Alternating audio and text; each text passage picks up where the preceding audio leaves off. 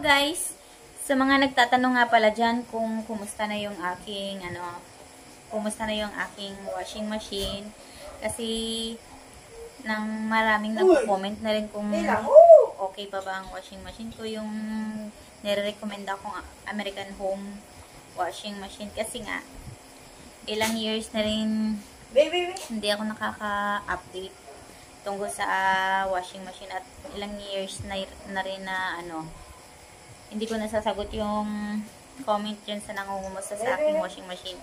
At ngayon, ay may papakita ko na sa inyo kung kumusta na ba siya. Kasi nga, hanggang ngayon ginagamit ko siya. At ipapakita ko sa inyo na ginagamit ko siya para makita nyo na condition pa rin siya. Kahit ilang years na yun. Nakalimutan ko na nga kung ilang years na yun eh. Kasi kung anong year yun ang aking, kung anong year yun yung video ko na bagong bili ko na ginagamit ko. At ayun, papakita ko sa inyo. Lagi ko siyang ginagamit kasi every week ako naglalaba dito. Gamit yun. Kaso nga lang hindi talaga ako nakakatsyempo gawa ng video pag naglalaba, kasi alam niyo naman, gabi na kami na kumakauwi at gabi na kami maglalaba. At tinatamad na rin ako mag-video-video, kaya ngayon lang ako nasipagan mag-video. At ipapakita ko yun sa inyo. At tara, papakita ko. At ito na guys, ang aking mga lalabhan. Dito pa. Oh.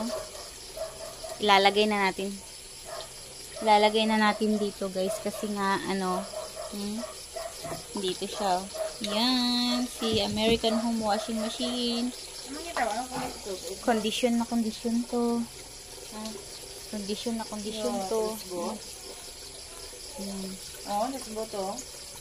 Ito, sabi na video. Ano naman kami? Namantana kung gaya ganita ako. Let's go tagyambag ko. Madami tayong malalagay dito kasi hanggang 8 kilograms to siya. Madami kayong mararating. Maglalagay tayo. At ito guys, ipapakita ko sa inyo na i-on ko to.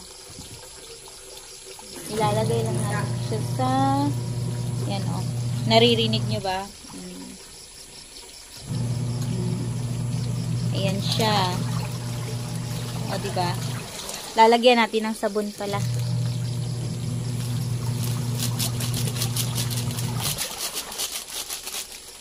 Diretso ko nalagay yung sabon. At ito. Dalawang sachet yung nilalagay ko ng sabon dito. Para mabulang-mabula talaga siya.